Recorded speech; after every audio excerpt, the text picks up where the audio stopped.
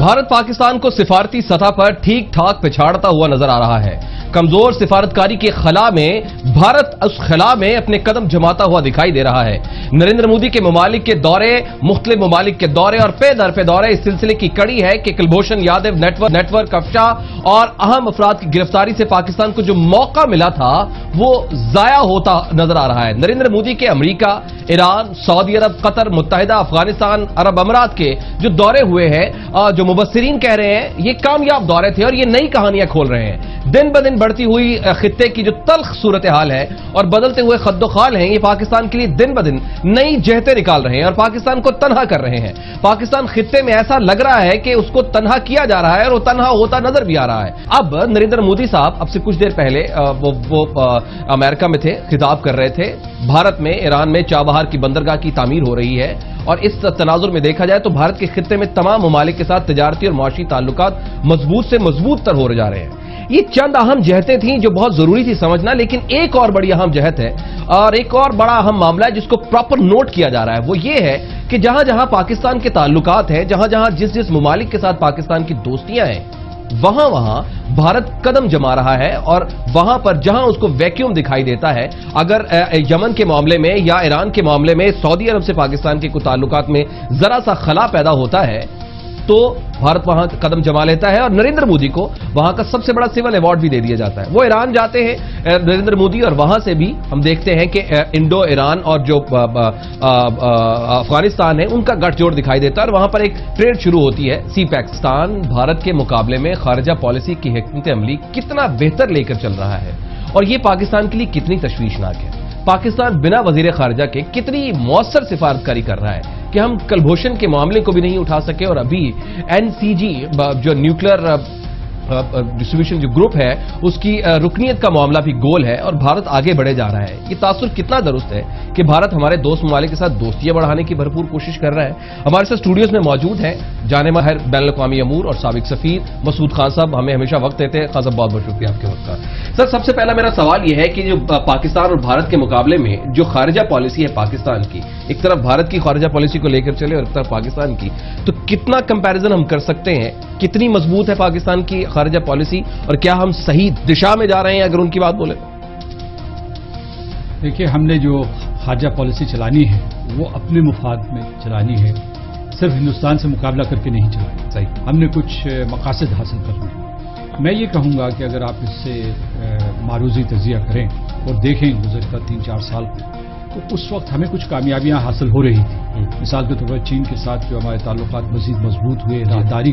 खुली, उसके ऊपर काम शुरू हो गया। ईरान के साथ भी एक नया रास्ता खुल रहा था। यमन के सिलसिले में आपने एक मुतवाज़न फैसला किया। अमेरिका के साथ नई राहें खुली। उसके अलावा यह है कि यूरोप के साथ आपके ताल्लुकात मजबूत हुए, GSP प्लस मुमकिन हुआ। फिर जो है जनूब मशरक़ी एशिया, मलेशिया, इंडोनेशिया, इन ममालिक से हमारे ताल्लुकात बेहतर हुए। लेकिन गुज़श्ता 3 महीनों में पे दर पे कुछ इस किस्म के वाक़यात हुए हैं जिसकी वजह से हिंदुस्तान न सिर्फ हमसे ज़्यादा कामयाब रहा है बल्कि उसने बहुत सी जगहों पे हमारे रास्ते रोके हैं। ठीक है, एक मिसाल के तौर पर जो ये वाज़ेह है कि ऐसा हुआ है। ठीक है, बिल्कुल, हमें वाज़ेह तौर पर इकरार करना चाहिए कि ये हमारे लिए चैलेंजेस हैं। ठीक है, और इनमें किसी न किसी तरीके से हिंदुस्तान का हाथ है। मिसाल के तौर पर मैं आपको बताता हूं कि जो अमेरिका हमसे मुतालिबा कर रहा था गुज़श्ता साल अक्टूबर में और उसके बाद से करता रहा है कि हमारे जो टैक्टिकल न्यूक्लियर वेपन्स हैं या छोटी रेंज में मार करने वाले मिसाइल हैं उनको तादाद हम घटाएं या मुकर्रर करें, और दूसरे क्योंकि उसका हदफ हिंदुस्तान था, या दूसरे फिर उन्होंने F-16 का एक मुआहिदा जिसके बारे में इकरार कर दिया था उससे इनकार कर दिया, पीछे हट गए, या मुल्ला अख्तर मंसूर के ऊपर जो हमला हुआ ड्रोन अटैक के जरिए इस तरीके से पाकिस्तान की खुद मुख्तारी मुतासर हुई, तो इसमें बिलवास्ता तौर पर या बराह रास्त हिंदुस्तान का हाथ था। ठीक, तो उसकी वजह से हिंदुस्तान से हमारी खारजा पॉलिसी का मुकाबला करना पड़ेगा। खुद आपने तारुफी कलिमात में बहुत जामे अंदाज में ये बताया कि किस तरीके से हिंदुस्तान सिर्फ यही कर रहा है कि अपने मुफादात का तहफ़्फ़ुज़ कर रहा है या अपने मुफादात को फ़रोग़ देने की कोशिश कर रहा है, बल्कि आपने बहुत अच्छे तरीके से वाज़ेह किया कि वो पाकिस्तान की राहें भी मसदूद कर रहा है। बिल्कुल ठीक है, बल्कि पाकिस्तान के लिए हर दोस्त के पास पहुंच रहा है और पाकिस्तान के सिलसिले में बदगुमानी फैला रहा है और पाकिस्तान के रास्ते रोकने की कोशिश कर रहा है। लिहाजा हिंदुस्तान से तकाबुल जायज़ हो जाता है। لیکن خان صاحب میں آپ کو ایک بات بتاؤں، آپ کے سوال کا جواب، لہذا ہمارا چیلنج دوگنا ہو گیا ہے، ہندوستان کامیاب ہو رہا ہے، ہم اس کا کس طریقے سے بھی تجزیہ کر لیں، ہندوستان کی کامیابی اس میں بہت سی ہماری ناکامیاں شامل ہیں، اور لہذا ہمیں جو ہے اپنی خارجہ پالیسی کو مزید متحرک کرنے کی ضرورت ہے، اور اس کو یہ ہے کہ جو چیلنجز نئے ابھر رہے ہیں، کیونکہ ہماری جو خارجہ پالیسی ہے اس وقت، خاص طور سے 3-4 مہینوں کی میں بات کروں گا، اگرچہ ہم نے اس کے بارے میں تیاری کی تھی، اور جیسا کہ میں نے کہا کہ کامیابیاں حاصل کی، رد عمل کی خارجہ پالیسی ہے اس وقت، واقعات رونما ہو رہے ہیں، ہم رد عمل کر رہے ہیں، رد عمل ناکافی ہے، ہندوستان کی کامیابیاں بہت اعلیٰ سطح کی ہیں، ہماری جو اس کے سلسلے میں کوشش ہے وہ متناسب نہیں ہے، لہٰذا ہمیں کوششیں تیز تر کرنی چاہیے۔ اس سلسلے میں ذرائع ابلاغ کی جو سوچ ہے وہ ایک حد تک درست ہے، اسے کس طریقے سے، میں سمجھتا ہوں کہ اس سلسلے میں ذاتی طور پر میں حکومت کے دفاع میں کہوں گا، ریاست کے دفاع میں کہوں گا، حکومت صرف نہیں، حکومت وقت نہیں، سارے ریاستی ادارے جو ہیں وہ اپنی بھرپور کوشش کر رہے ہیں، ہمیں تجزیہ یہ کرنا ہے کہ وہ کوششیں کامیاب ہو رہی ہیں یا نہیں ہو رہی، اور اگر نہیں ہو رہی تو ہمیں کس طریقے سے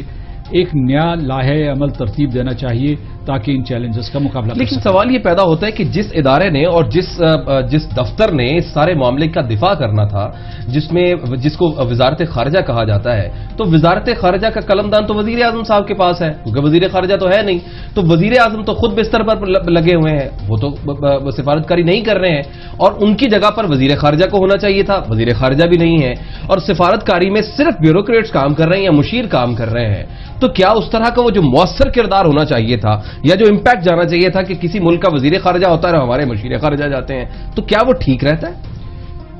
اس میں میں یہ کہوں گا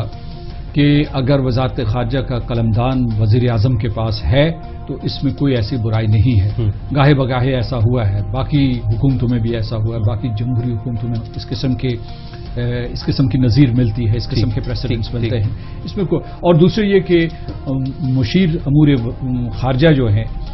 ان کی قیادت میں بہت سی کامیابیاں بھی حاصل ہوئی۔ آپ نے یہ سوال اٹھایا تھا کہ کیا وہ اس بات کے اہل ہیں کیونکہ عمر رسیدہ ہیں، تو میں یہ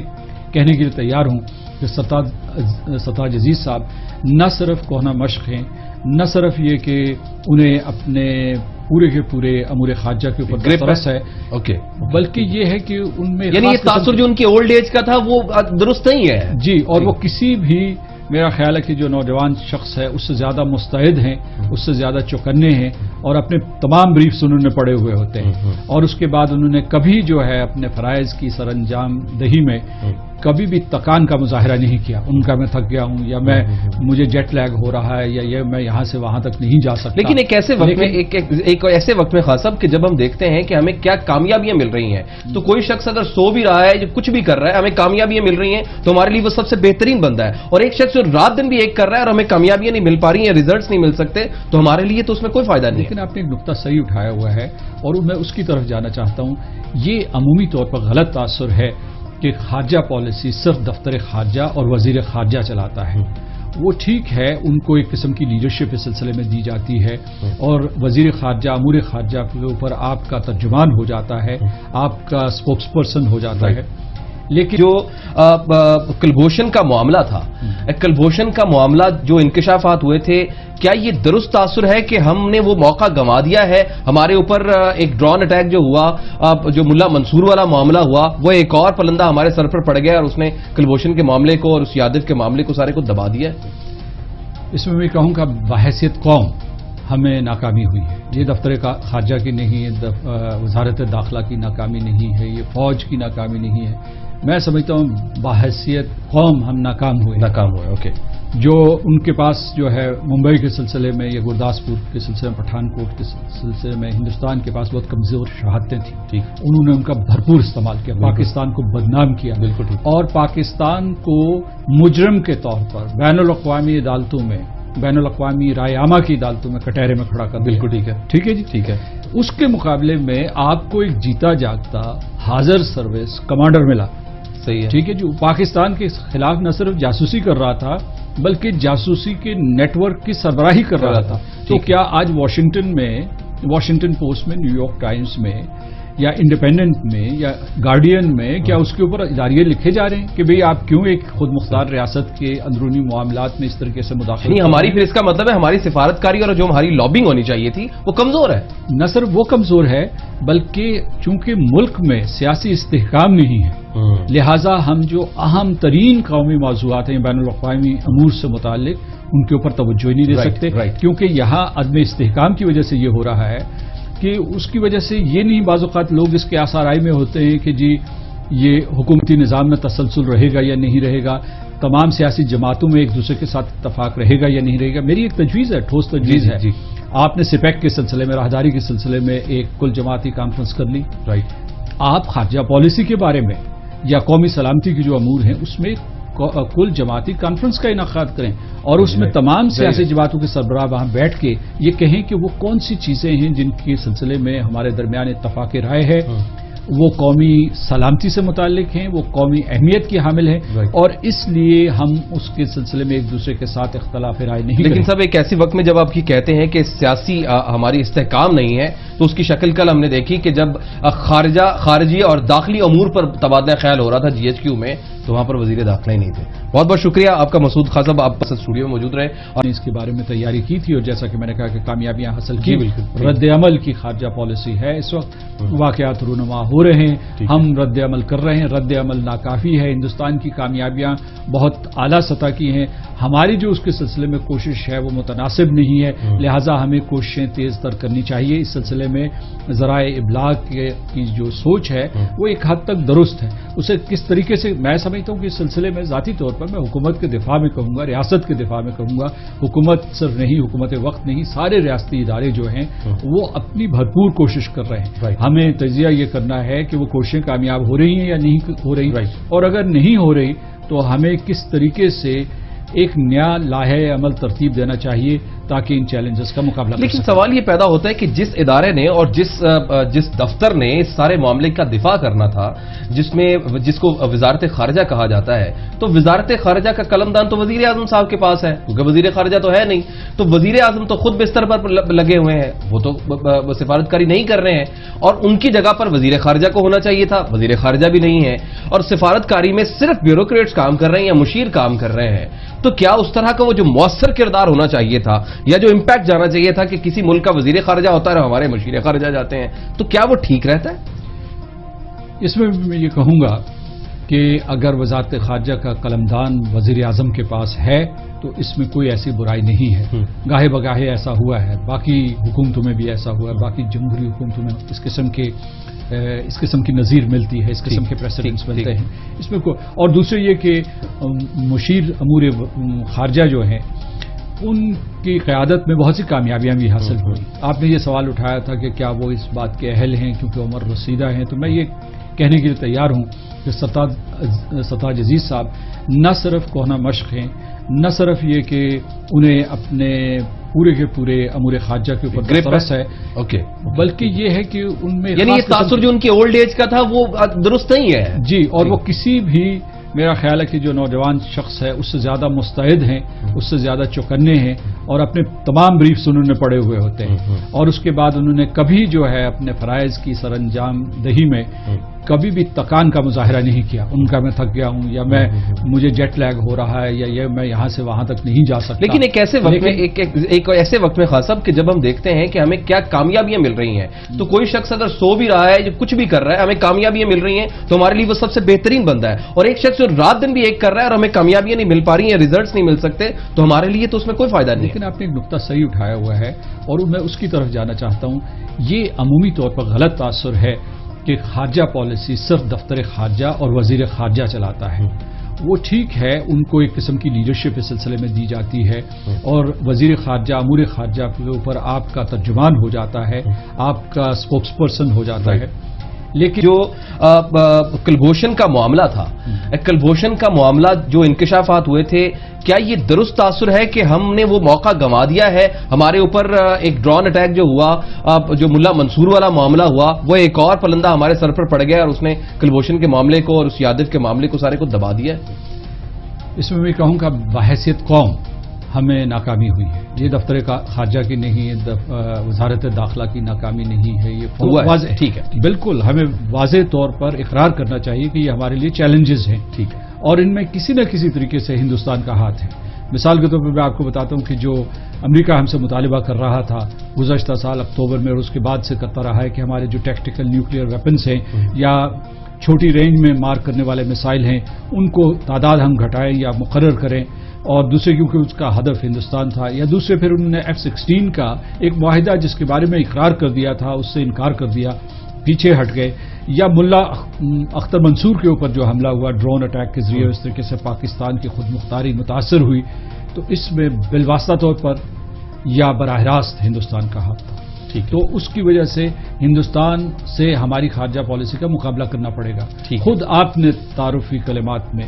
بہت جامع انداز میں یہ بتایا کہ کس طریقے سے ہندوستان صرف یہی کر رہا ہے کہ اپنے مفادات کا تحفظ کر رہا ہے یا اپنے مفادات کو فروغ دینے کی کوشش کر رہا ہے، بلکہ آپ نے بہت اچھے طریقے سے واضح کیا کہ وہ پاکستان کی راہیں بھی مسدود کر رہا ہے. بالکل ٹھیک ہے. بلکہ پاکستان کے لیے ہر دوست کے پاس پہنچ رہا ہے اور پاکستان کے سلسلے میں بدگمانی پھیلا رہا ہے اور پاکستان کے راستے روکنے کی کوشش کر رہا ہے. لہٰذا ہندوستان سے تقابل جائز ہو جاتا ہے. لیکن خان صاحب میں آپ کو ایک بات بتاؤں، آپ کے سوال کا جواب. لہٰذا ہمارا چیلنج دو گنا ہو گیا ہے. ہندوستان کامیاب ہو رہا ہے. ہم اس کا کس طریقے سے بھی تجزیہ کر لیں، ہندوستان کی کامیابی اس میں بہت سی ہماری ناکامیاں شامل ہیں، اور لہٰذا ہمیں جو ہے اپنی خارجہ پالیسی کو مزید متحرک کرنے کی ضرورت ہے. اور اس کو یہ ہے کہ جو چیلنجز نئے ابھر رہے ہیں، کیونکہ ہماری جو خارجہ پالیسی ہے اس وقت خاص طور سے 3-4 مہینوں کی بات کروں گا، اگرچہ ہم نے حکمت عملی کتنا بہتر لے کر چل رہا ہے اور یہ پاکستان کے لیے کتنی تشویشناک ہے. پاکستان بنا وزیر خارجہ کے کتنی مؤثر سفارتکاری کر رہا ہے کہ ہم کلبھوشن کے معاملے کو بھی نہیں اٹھا سکے اور ابھی NCG جو نیوکلیئر ڈسٹریبیوشن جو گروپ ہے اس کی رکنیت کا معاملہ بھی گول ہے اور بھارت آگے بڑھے جا رہا ہے. یہ تاثر کتنا درست ہے کہ بھارت ہمارے دوست ممالک کے ساتھ دوستیاں بڑھانے کی بھرپور کوشش کر رہا ہے. ہمارے ساتھ اسٹوڈیوز میں موجود ہیں جانے ماہر بین الاقوامی امور اور سابق سفیر مسعود خان صاحب، ہمیں ہمیشہ وقت دیتے ہیں. خان صاحب بہت بہت شکریہ آپ کے وقت کا. سر سب سے پہلا میرا سوال یہ ہے کہ جو پاکستان اور بھارت کے مقابلے میں جو خارجہ پالیسی ہے پاکستان کی، ایک طرف بھارت کی خارجہ پالیسی کو لے کر چلے اور ایک طرف پاکستان کی، تو کتنا کمپیریزن ہم کر سکتے ہیں؟ کتنی مضبوط ہے پاکستان کی خارجہ پالیسی اور کیا ہم صحیح دشا میں جا رہے ہیں اگر ان کی بات بولیں؟ دیکھیے، ہم نے جو خارجہ پالیسی چلانی ہے وہ اپنے مفاد میں چلانی ہے، صرف ہندوستان سے مقابلہ کر کے نہیں چلانی. صحیح. ہم نے کچھ مقاصد حاصل کرنے ہیں.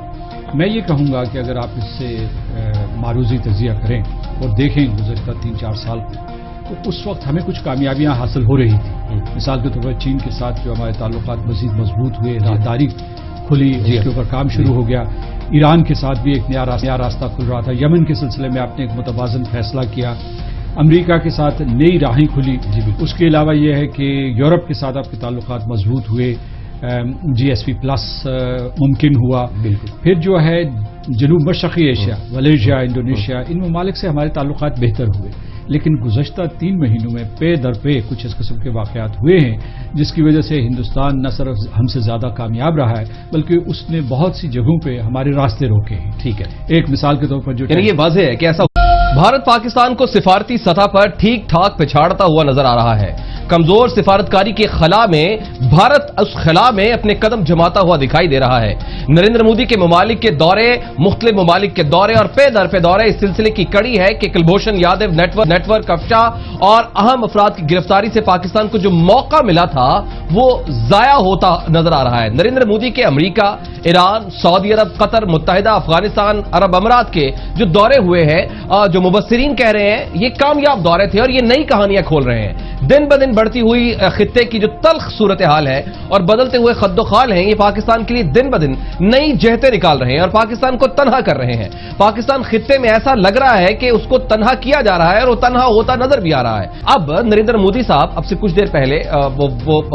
امریکہ میں تھے، خطاب کر رہے تھے. بھارت میں، ایران میں چابہار کی بندرگاہ کی تعمیر ہو رہی ہے اور اس تناظر میں دیکھا جائے تو بھارت کے خطے میں تمام ممالک کے ساتھ تجارتی اور معاشی تعلقات مضبوط سے مضبوط تر ہو جا رہے ہیں. یہ چند اہم جہتیں تھیں جو بہت ضروری تھی سمجھنا، لیکن ایک اور بڑی اہم جہت ہے اور ایک اور بڑا اہم معاملہ ہے جس کو پراپر نوٹ کیا جا رہا ہے. وہ یہ ہے کہ جہاں جہاں پاکستان کے تعلقات ہیں، جہاں جہاں جس ممالک کے ساتھ پاکستان کی دوستیاں ہیں،